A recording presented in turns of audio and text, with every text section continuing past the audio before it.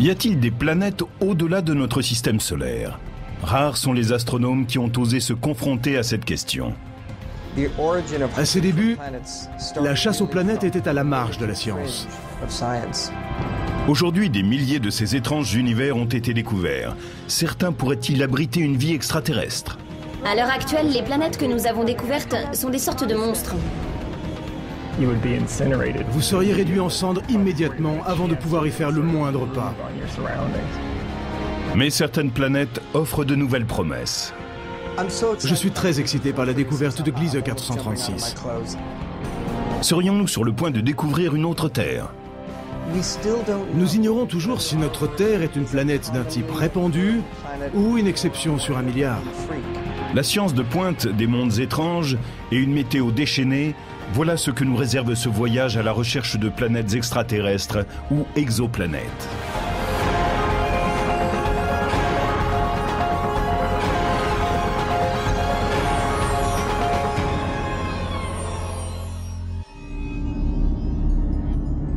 Une planète monstrueuse se cache dans la constellation de Pégase, à 50 années-lumière de la Terre.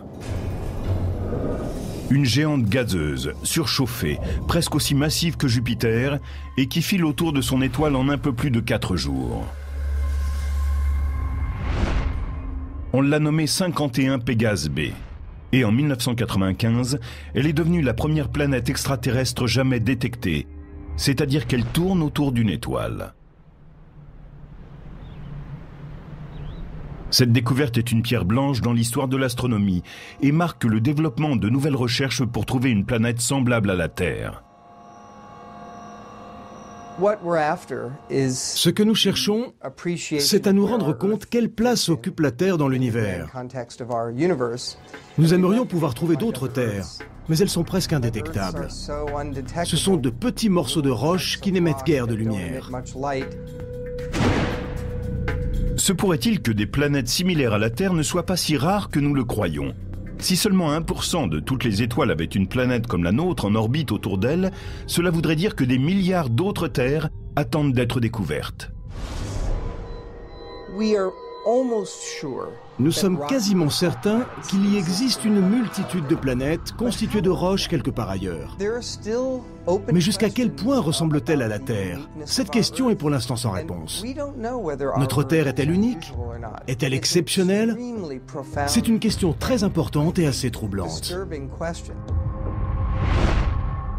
Dans le domaine des planètes extraterrestres, on peut imaginer qu'il existe un large éventail d'objets. Nous pourrions trouver des mondes océaniques, complètement recouverts par les eaux. Des planètes faites entièrement de glace. Des mondes comme celui de Mars, mais avec une atmosphère plus dense, alimentée par d'énormes volcans actifs. Et même des planètes avec 2 soleils dans leur ciel. Il pourrait y avoir des planètes que les humains trouveraient hospitalières, et d'autres sur lesquelles ils n'oseraient s'aventurer, et qui pourraient même être le domaine d'autres types de créatures. La leçon la plus importante que nous ayons apprise, c'est que la nature peut créer encore davantage que tout ce que nous pourrions imaginer. Trouver une seule planète semblable à la Terre signifierait que ce type d'objet est répandu dans l'univers. Et dans ce cas, la vie, elle aussi, n'est peut-être pas si rare. Mais sur les plus de 200 exoplanètes détectées jusqu'ici, la plupart d'entre elles ne semblent pas compatibles avec une forme de vie, pour ce que nous en savons. Jusqu'à présent, nous avons trouvé 3 types de planètes. Il y a celles qui sont très proches d'une étoile autour de laquelle elles tournent et qui sont complètement brûlées. Tout est mort. Ensuite, il y a celles qui sont assez éloignées et froides. Et enfin, celles qui ont des orbites très excentriques, c'est-à-dire qui vont très près de leur étoile et puis parfois très loin. Elles sont donc tantôt chaudes et tantôt froides. Jusqu'ici, nous n'avons pas trouvé de planète avec des jungles et des forêts. Nous n'avons pas trouvé de monde qui soit dans une zone habitable, où il y ait de l'eau à la surface et d'autres conditions favorables à la vie. Notre référence pour définir une planète dont nous considérons qu'elle offre des conditions favorables est la nôtre. Nous l'aimons bien. Nous avons un air respirable, une température agréable et il y a de l'eau. Même dans notre système solaire, il n'y en a pas beaucoup comme celle-ci. Pour l'instant, les planètes que nous avons découvertes sont des sortes de monstres. Il y règne des conditions extrêmes. La Terre, avec sa surface rocheuse, ses océans et sa vie exubérante, est-elle un miracle planétaire sans égal dans le cosmos? Les premières découvertes de planètes extraterrestres n'ont pas encore répondu à la question, mais elles ont donné une légitimité à ce qui paraissait jusque-là une quête vaine. Bien que beaucoup pensent que la vie peut exister dans d'autres parties de l'univers, tenter de localiser celle-ci semblait il y a peu hors de portée de la science. Il y a seulement quelques décennies, un spécialiste qui cherchait ce qu'on appelle aussi des planètes extrasolaires n'était pas pris davantage au sérieux qu'un chasseur d'ovnis. Quand la chasse aux planètes extraterrestres a commencé dans les années 1980 et 1990, on considérait qu'elle outrepassait les chemins balisés de la science conventionnelle. Au début des années 1980, la carrière de l'astronome Geoff Marcy n'avançait pas. Ses recherches sur le champ magnétique des étoiles étaient dans une impasse, et il commençait à se poser des questions sur ses capacités en tant que scientifique. J'ai eu l'idée de partir à la recherche de planètes à un moment de ma carrière où je pensais être fini. Je n'avais plus d'espoir en tant que scientifique et je me suis dit que le mieux à faire, c'était de tenter une expérience à laquelle personne n'avait jamais pensé. En l'occurrence, chercher s'il y avait des planètes autour d'autres étoiles que le Soleil. La plupart des gens pensaient que nous ne trouverions jamais rien. C'est alors que Geoff Marcy, son collaborateur Paul Butler et quelques pionniers de l'astronomie dispersés à travers le monde partent à la recherche de planètes extraterrestres. Mais avant, ils doivent perfectionner leur méthode. On localise aisément des étoiles avec les télescopes conventionnels, mais pour les planètes, cela demande de l'ingéniosité et de la patience. Elles sont plus petites que les étoiles autour desquelles elles tournent et émettent très peu de lumière. Jupiter, la géante de notre système solaire, a une masse 1000 fois moins importante que celle du Soleil et elle est 10 milliards de fois moins lumineuse. La difficulté, c'est d'arriver à prendre une photo d'une planète en orbite autour d'une étoile, car elle est très peu visible comparée à l'étoile.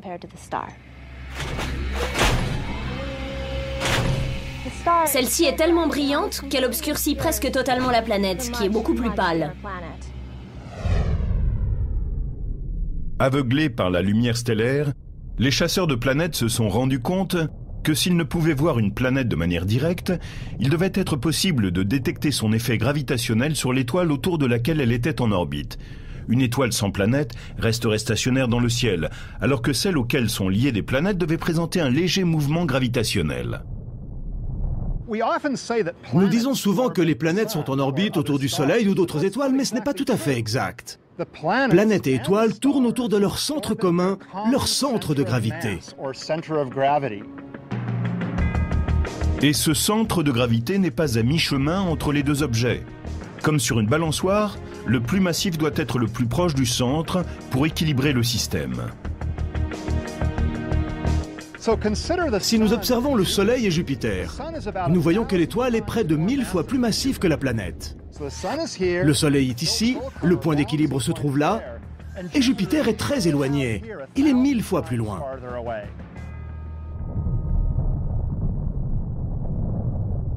Dans l'espace, cela signifie que les planètes tracent de larges orbites autour du centre de gravité, alors que les étoiles décrivent des orbites plus petites, mais parfaitement décelables. Prenons une planète qui tourne autour d'une étoile. En réalité, elles se déplacent toutes deux autour de leur centre de gravité commun. La planète décrit une orbite relativement large, et l'étoile se déplace aussi, mais sur une orbite plus petite. Le parcours de l'étoile est donc très modeste en comparaison de celui de la planète. J'ai un passe-temps assez inhabituel pour un astronome. Je pratique la danse du ventre et le jonglage de feu. Cette forme de jonglerie est une façon géniale de simuler le mouvement des planètes. Le mouvement centripète que nous imprimons au feu est très similaire à celui d'une planète sous la force de gravité. La lumière à mon poignet représente l'étoile, et la boule de feu qui tourne autour est une planète. Comme vous le voyez, la boule de feu décrit un large cercle et mon poignet décrit un plus petit cercle à l'intérieur. C'est ce petit tremblement de la lumière stellaire qui permet aux spécialistes de repérer les planètes extrasolaires. Mais ce mouvement serait indétectable sans l'effet Doppler, c'est-à-dire le fait que les ondes sont plus courtes lorsqu'elles arrivent vers vous et plus longues quand elles s'éloignent. L'effet Doppler vous est familier si vous avez déjà entendu un train passer en sifflant.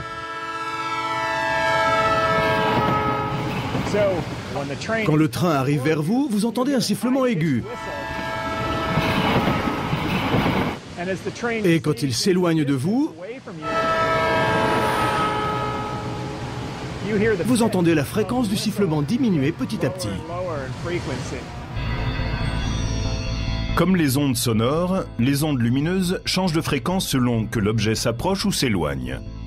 La lumière d'un objet qui vient vers vous sera légèrement plus bleue, et quand il s'éloignera, elle sera légèrement plus rouge. Quand les ondes lumineuses changent de fréquence pour aller vers le bleu, puis vers le rouge pour revenir au bleu, l'étoile tremblote tout autour dans un mouvement extrêmement ténu. Mais c'est cette différence de longueur des ondes lumineuses que nous mesurons et qui permet de détecter les planètes qui tournent autour des étoiles. À l'aide de la technique Doppler, Marcy et Butler ont passé une décennie à étudier près de 120 étoiles et à épier le moindre signe de tremblement. J'ai passé 11 ans sans trouver la moindre planète. Rien. Personne n'en était surpris. Il semblait logique pour tout le monde que c'était un exercice stérile, frivole et peut-être même un peu fou de chercher des planètes de quelque genre que ce soit.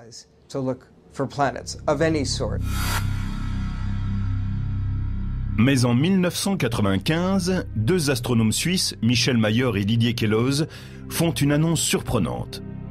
Ils ont découvert une planète gazeuse géante en orbite autour de l'étoile 51 Pégase. Marcy et Butler filent vers l'observatoire Lick de l'Université de Californie, situé sur le mont Hamilton. Et là, ils braquent leur télescope vers cette étoile pour voir s'ils peuvent confirmer l'affirmation des deux Suisses. Et voilà! Magnifique.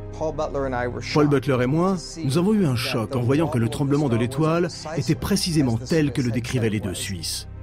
Je me souviens que nous avons quitté l'observatoire du mont Hamilton dans un silence total. Paul Butler était près de moi. Nous savions que la première planète extrasolaire avait été découverte. C'était un moment personnel particulièrement émouvant. Malgré l'importance fondamentale de cette découverte, cette planète, comme toutes les futures planètes extrasolaires, ne porte pas un nom de dieu grec ou romain, mais celui de son étoile parente dans le catalogue astronomique, 51 Pégase, auquel on ajoute un petit b. Selon cette nomenclature, la seconde planète porterait pour nom un petit c, et ainsi de suite.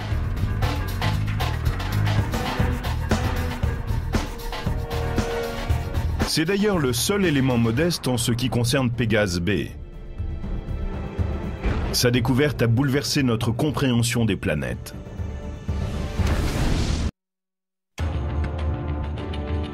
En 1995, on a demandé à l'astrophysicien Alan Boss d'écrire un article sur la découverte de la première planète en orbite autour d'un soleil extraterrestre par les deux astronomes suisses.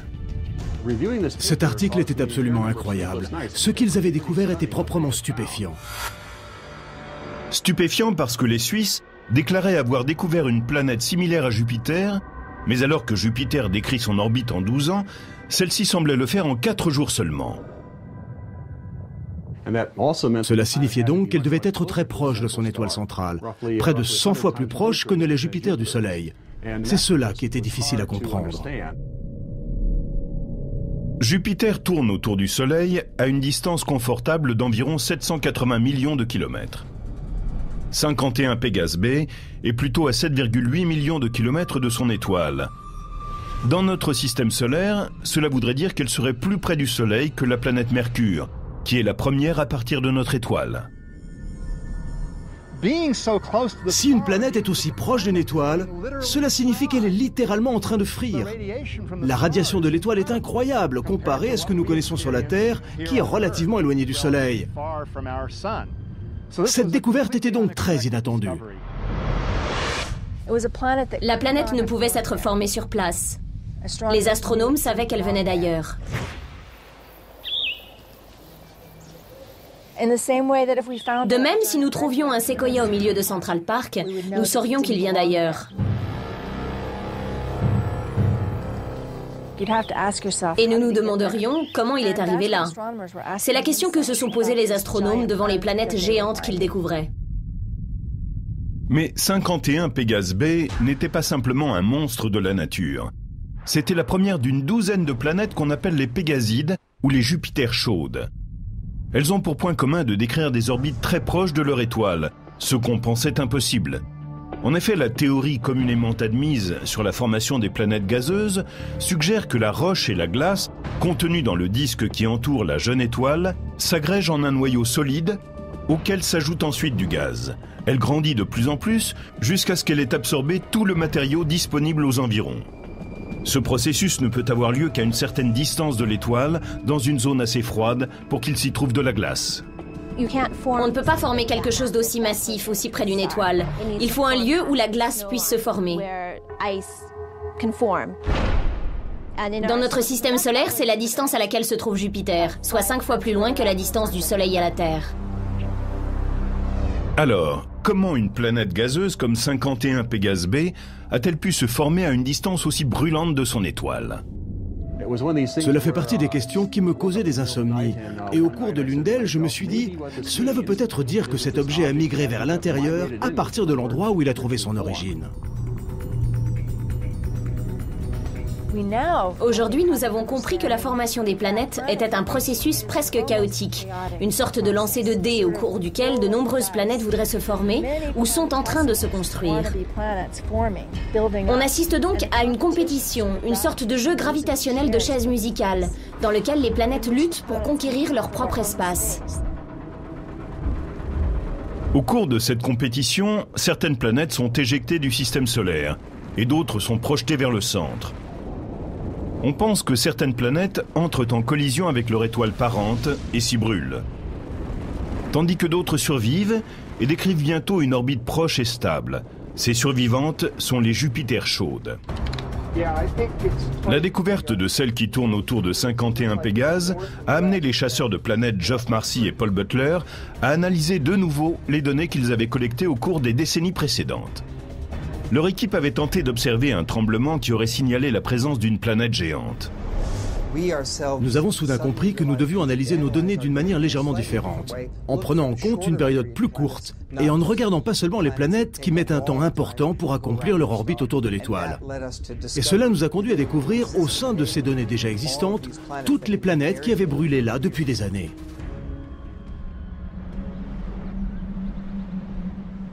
Je me souviens de cette journée comme si c'était hier. C'était le 30 décembre 1995.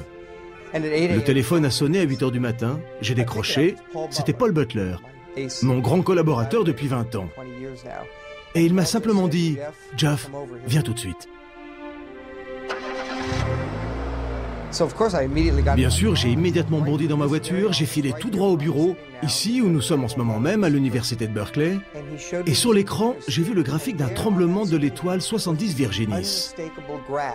La courbe montait et descendait, s'éloignait et revenait vers l'étoile. C'est exactement ainsi que nous avions imaginé qu'une planète apparaîtrait dans nos données. Ainsi, à ce moment où nous avions tous deux les yeux écarquillés, nous avons su que nous venions de découvrir notre première exoplanète, la deuxième dans l'histoire. 70 Virginis B est à 59 années-lumière de la Terre, dans la constellation de la Vierge. Avec une masse au moins 7 fois plus importante que Jupiter, elle a immédiatement prétendu au titre de planète la plus lourde de l'univers connu. Nous avons là devant nos yeux une planète 7 fois, peut-être 10 fois plus grande que notre Jupiter. Nous pouvons donc dire, oui, la nature fabrique des planètes plus grosses que celles de notre système solaire. Plutôt qu'une Jupiter chaude, cette planète était la première d'une nouvelle catégorie d'exoplanètes, les géantes excentriques, appelées ainsi en raison de leur orbite excentrique ou allongée. 70 Virginis B s'éloigne à plus de 95 millions de kilomètres de son étoile et passe tout près d'elle à 40 millions de kilomètres. Ce qui est très perturbant avec 70 Virginis, c'est que nous avons tous appris depuis le jardin d'enfants que les planètes tournent autour du Soleil en décrivant des orbites quasiment circulaires. Alors, que fabrique une planète qui décrit autour de son étoile une orbite allongée et aussi bizarre ? Les deux premières planètes découvertes autour de soleils extraterrestres avaient déjà bouleversé notre vision du déplacement orbital des planètes. Mais au cours de la décennie suivante, d'autres découvertes allaient montrer que les orbites excentriques sont très fréquentes dans l'univers, alors que les orbites circulaires de notre système solaire semblent être plus rares. C'est très embarrassant quand on pense à la façon dont nous imaginions que les planètes tournaient autour d'autres étoiles. La façon dont nous pensions que c'était la règle commune, qu'elles avaient toutes les mêmes propriétés. Nous pensions que ces exoplanètes ressembleraient à celles qui tournent autour du Soleil. Mais comme nous étions myopes rétrospectivement, c'est très gênant d'avoir participé à cet aveuglement. Finalement, nous avons appris que les planètes qui tournent autour d'autres étoiles sont très différentes de celles que nous connaissons autour du Soleil. Cette révolution opérée par la chasse aux planètes, qui a débuté dans les années 90, a balayé l'idée que ces objets étaient rares dans l'univers. Les astronomes ont un catalogue d'exoplanètes qui s'élargit en permanence. Et ils essaient maintenant d'en apprendre davantage sur les plus de 200 mondes qu'ils ont découverts. La technique du Doppler utilisée par Geoff Marcy et d'autres astronomes leur indique la masse d'une planète, mais pas la taille. Pour se représenter la taille d'une planète extraterrestre, il faut avoir un peu de chance. Elle doit décrire son orbite de telle sorte que, de la Terre, nous puissions la voir passer juste devant son étoile. C'est ce qu'on appelle un transit.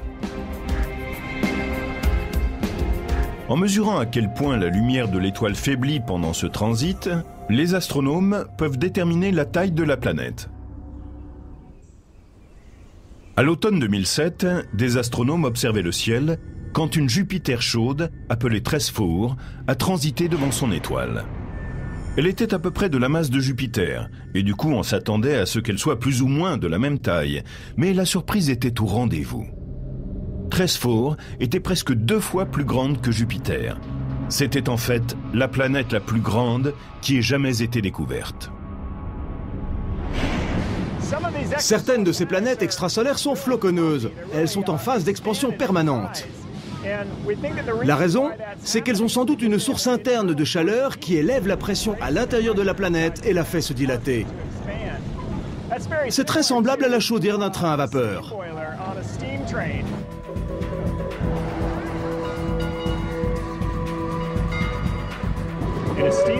Dans ce type de machine, vous avez de l'eau qui est chauffée par une source de chaleur. Cette eau est transformée en vapeur, la pression augmente et la vapeur qui se répand actionne le piston de la machine.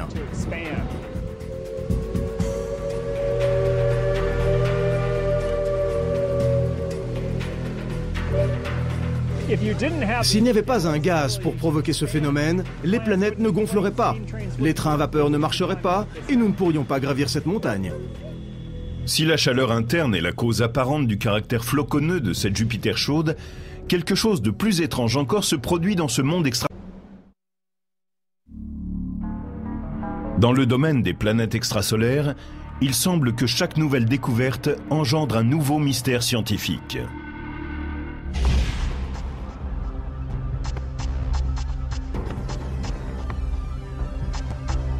À l'université d'Arizona, le spécialiste des planètes, Adam Schaumann, mesure le temps qu'il fait sur d'autres planètes.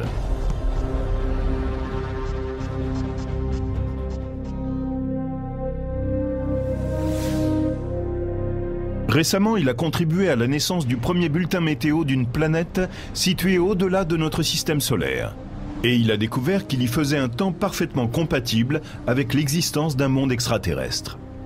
Nous pensons que les vents ont une vitesse d'au moins 7500 km/h.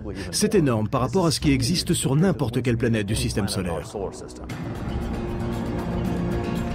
Voici H18973b. C'est une Jupiter chaude située à 60 années-lumière de la Terre qui file autour de son étoile semblable au Soleil en un peu plus de 2 jours, en se tenant à une distance de 4,5 millions de kilomètres. Comment est-il possible de deviner le temps sur une planète qui est à 530 milliards de kilomètres de nous? D'abord, il faut prendre la température de la planète.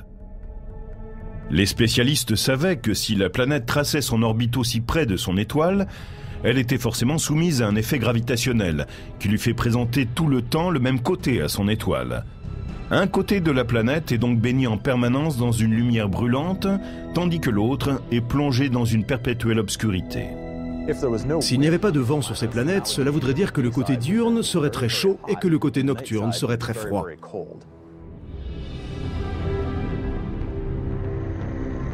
Au cours du printemps 2007, des spécialistes utilisent le télescope spatial Spitzer qui voit les longueurs d'onde infrarouges associées à la chaleur pour établir une carte sommaire des températures régnant sur les deux faces, diurnes et nocturnes, de la planète.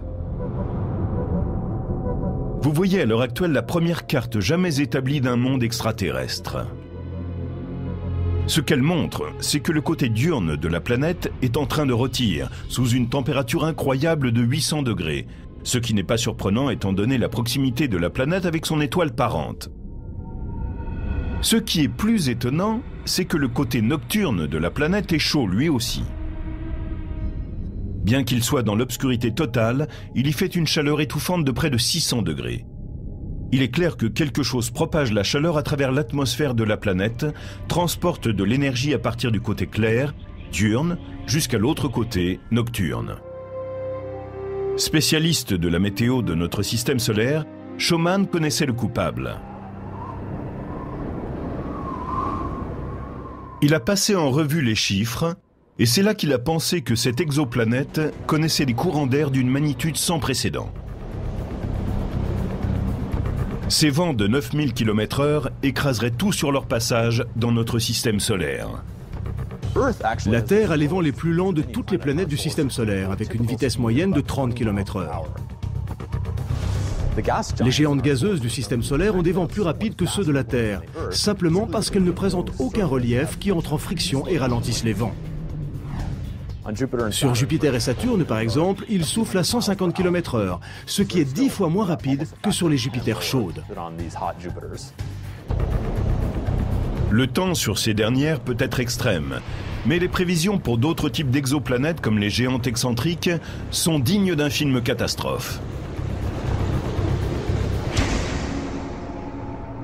Voici HD 80606b, une géante gazeuse située à environ 200 années-lumière de la Terre.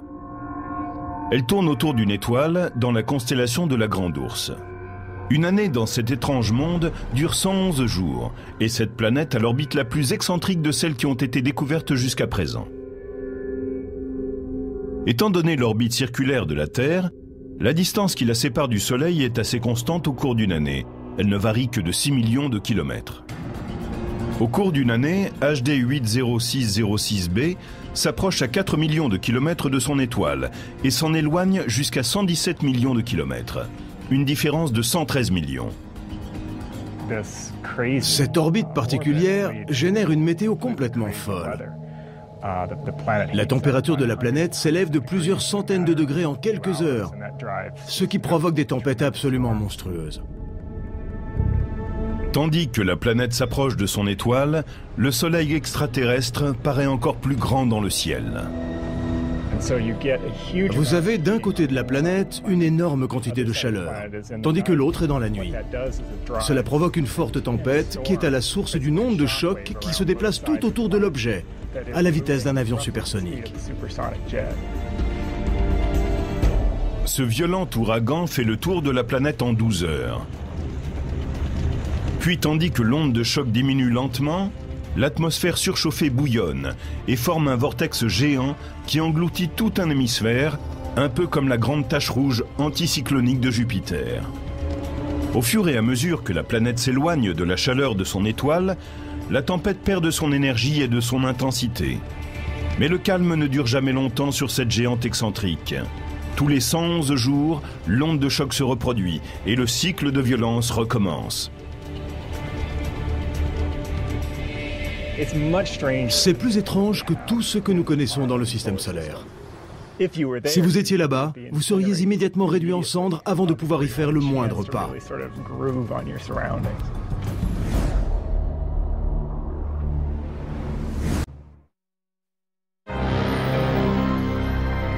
Il semble que l'univers aime créer des mondes étranges, même dans les endroits les plus dissemblables.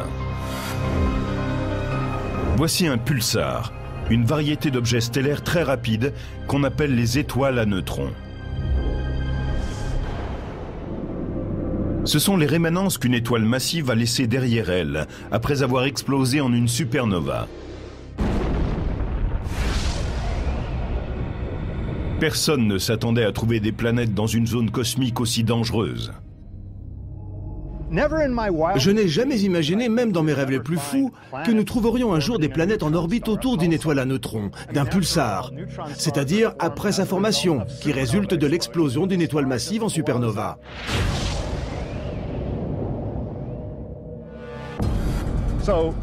D'autres planètes ont sans doute commencé là,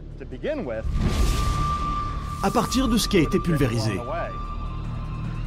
Au début des années 90, les astronomes Alexander Volzan et Del Frail, à l'aide du radiotélescope d'Arecibo à Porto Rico, ont découvert 2 planètes rocheuses autour d'un pulsar, à 10 500 milliards de kilomètres de la Terre. En fait, leur découverte est antérieure à celle de 51 Pégase B, ce qui fait d'eux les premiers mondes extraterrestres jamais détectés. Mais ils tournent de façon si étrange autour des étoiles que beaucoup d'astronomes considèrent les planètes des pulsars comme une catégorie en soi. Les planètes des pulsars sont très intéressantes. Elles ont une masse très faible, proche de celle de la Terre. Elles forment une classe particulière, une famille très intéressante, mais elles sont loin d'être les plus répandues. Comme on pense que la plupart des planètes se sont formées à partir du même disque de gaz et de poussière que leur étoile parente, il est clair que celles liées au pulsar ont emprunté un autre chemin. Ces planètes doivent avoir été formées après l'explosion d'une supernova.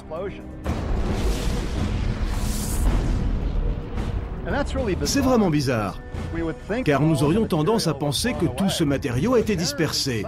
Mais il semble que certains débris se soient rassemblés en un disque, et certaines parties de ce disque se seraient agrégées pour faire des planètes.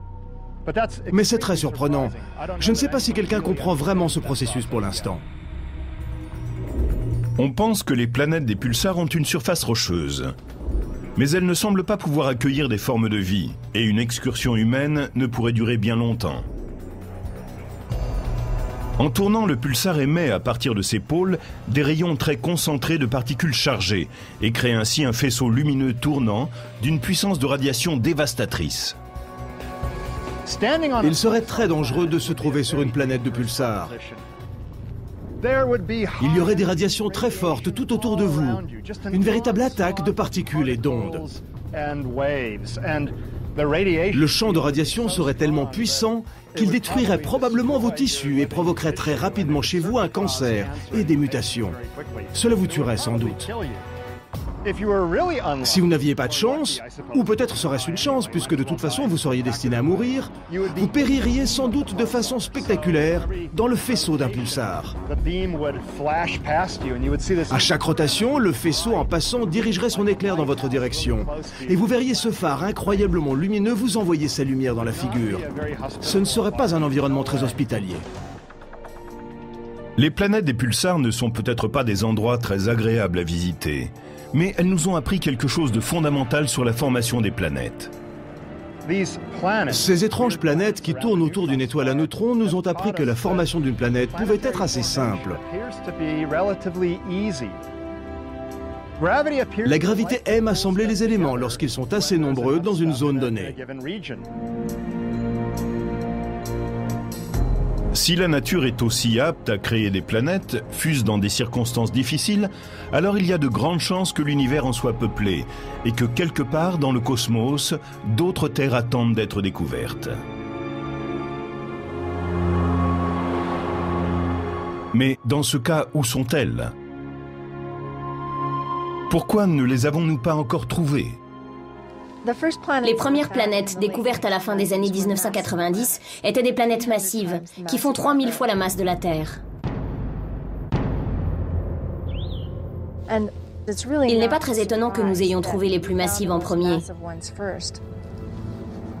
Comme les séquoias géants qui sont derrière moi, elles étaient les plus faciles à voir étant donné la distance à laquelle nous sommes.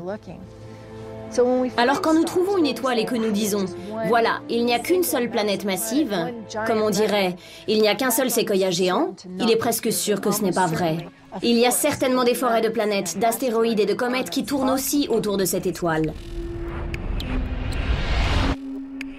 Les astronomes continuent à scruter les systèmes solaires extraterrestres et ils sont de plus en plus proches de trouver des planètes similaires à la Terre. Voici Gliese 436b. Elle fait à peu près 20 fois la masse de la Terre et est semblable à Neptune par sa masse et par sa taille. Elle tourne autour d'une étoile qui est à 30 années-lumière dans la constellation du Lion. Je suis très excité par la découverte de Gliese 436. C'est la découverte la plus importante depuis celle de 51 Pégase B. Peut-être est-ce même plus important. Ce qui excite tant Geoff Marcy, c'est que la densité de cette planète est de 2,1 grammes par centimètre cube. Que cela signifie-t-il? C'est un nombre spectaculaire, parce que tout écolier sait que la densité de l'eau est d'1 gramme par centimètre cube. Et il sait aussi que la densité de la roche dont est faite la Terre est de 5 grammes par centimètre cube. Donc, cette planète qui tourne autour de Gliese 436 se compose d'un mélange de roche et d'eau. Une planète faite de roche et d'eau, cela ressemble fort à notre Terre. Mais Gliese 436b comprend tellement d'eau qu'il n'y aurait aucun continent émergé. Et vous n'aimeriez certainement pas plonger dans les océans de ce monde extraterrestre. Peut-être y a-t-il de l'eau sous forme liquide à la surface, mais en dessous, cela devient un peu bizarre. Il y a tellement d'eau que la force gravitationnelle des molécules d'eau pousse vers le centre et qu'elles sont presque en contact les unes avec les autres. C'est très étrange comme type d'eau. Nous l'appelons de la glace, même si ce n'est pas froid, car les molécules d'eau sont disposées selon la structure de la glace, mais c'est uniquement dû à la forte pression. Il est clair que Gliese 436b ne ressemble pas vraiment à la Terre. Mais que serait cet objet extraterrestre? Que ferait une exoplanète qui serait réellement semblable à la Terre? En premier lieu, elle devrait être constituée de roches, avoir assez d'eau pour qu'il y ait des océans, mais pas trop non plus pour que les continents ne soient pas entièrement submergés. Elle devrait aussi être localisée dans une zone habitable autour de son étoile. Une zone habitable est une distance de l'étoile telle qu'une planète comme la Terre pourrait conserver de l'eau liquide à sa surface. Car si l'on prenait la Terre et qu'on l'approchait trop près du Soleil, les océans se mettraient à bouillir, ce qui n'est pas favorable à la vie. Et dans l'autre sens, les océans gèleraient, ce qui ne permet pas non plus l'apparition de la vie. Dans notre système solaire, les zones habitables vont de l'orbite de Mars jusqu'à la région la plus proche qu'est l'orbite de Vénus. Mais la zone habitable de systèmes solaires extraterrestres dépend de la chaleur de l'étoile. À l'heure actuelle, notre meilleure chance de trouver une planète habitable semblable à la Terre réside dans l'observation des étoiles appelées les naines rouges de type M. Les naines rouges sont des étoiles très particulières. Si notre Soleil était une ampoule de 100 watts, la naine rouge serait une ampoule de 10 watts. Cela signifie que, pour qu'elle reste assez chaude, il faut de l'eau liquide, pas de la glace. Mais il ne faut pas non plus que cette eau soit trop chaude, ce qui est le cas si on se rapproche trop de l'étoile. Les planètes d'une étoile sont plus faciles à détecter avec notre technique, parce qu'elles ont plus d'influence sur l'étoile. Une de ces naines rouges, Gliese 876, a au moins 3 planètes en orbite autour d'elle. 2 d'entre elles sont des gazeuses géantes. Mais la troisième, Gliese 876d, est une des plus petites planètes découvertes à une si grande distance. Elle fait 6 à 7 fois la masse de la Terre et se situe juste à la limite de la zone habitable de l'étoile. La planète décrit son orbite en 1,9 jours autour de son étoile parente. Mais comme celle-ci est très peu lumineuse, Gliese 876d se trouve à la limite de ce qu'on pourrait imaginer être la zone habitable. Il pourrait y avoir une région, un anneau autour de la planète à l'arrière, où la température permettrait l'existence d'eau liquide. Lors de sa découverte, les spécialistes ont salué cette planète comme la première des super-terres. 7 fois la masse de la Terre. Cela semble tellement proche de notre planète qu'on se demande si Gliese 876d est oui ou non une planète rocheuse. Aujourd'hui, les experts ne sont pas sûrs qu'il s'agisse d'une grande planète rocheuse. Comme Gliese 436b, elle pourrait être submergée par un océan très dense. L'appeler une super-terre, c'est laisser entendre que nous avons trouvé une proche cousine de notre Terre. Je penserais plutôt à une lointaine cousine, qui ne serait pas sans relation avec notre planète, mais qui serait plus proche de Neptune, qui possède un noyau rocheux entouré d'une importante couche d'eau. La course continue pour découvrir la première planète semblable à la Terre. À l'université d'Arizona, l'astronome Laird Close espère capturer la première image d'une Terre extraterrestre. Mais pour cela, la technologie des télescopes doit faire un grand bond en avant. Ici, au Steward Observatory Mirror Lab, dans une sorte de caverne située sous les gradins du stade de football de l'université, des ingénieurs travaillent sur la prochaine génération de super télescopes.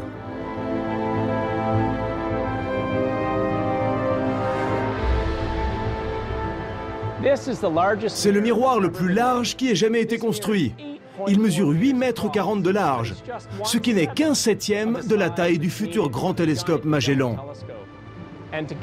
Associant 7 miroirs comme celui-ci, le grand télescope Magellan sera capable de capter directement une image de planète extrasolaire, et peut-être même de planètes semblables à la Terre qui tourneraient autour d'autres soleils.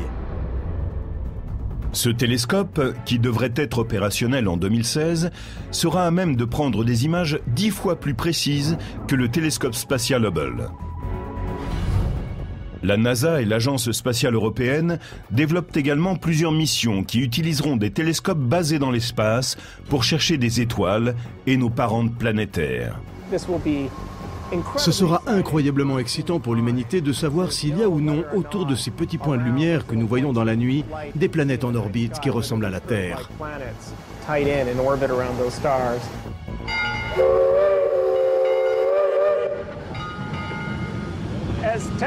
Grâce aux avancées de la technologie, nous découvrons des planètes de plus en plus semblables à la Terre.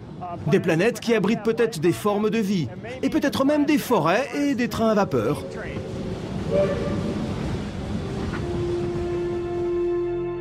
Les astronomes qui ont consacré leur vie à cette quête pensent tous que ce n'est qu'une question de temps. Ils sont certains de trouver un jour la première planète vraiment sœur de la Terre. Ce que je peux vous dire de formidable, c'est que nous découvrons régulièrement des planètes qui font 4 ou 5 fois la masse de la Terre. Nous n'avons pas encore trouvé d'autres terres, et nous aimerions que ce soit déjà fait. Mais nous découvrons des planètes qui sont tellement proches de la nôtre. Quand nous croiserons enfin cette merveille, quand nous aurons enfin la preuve qu'il existe une autre planète habitable, l'événement fera date dans l'histoire de l'humanité. Il ne faut pas s'inquiéter du fait que nous n'avons pas encore découvert de planète semblable à la Terre. Nous y consacrons beaucoup d'efforts et je pense que ce sera fait dans les 10 prochaines années. Oui, restez à l'écoute.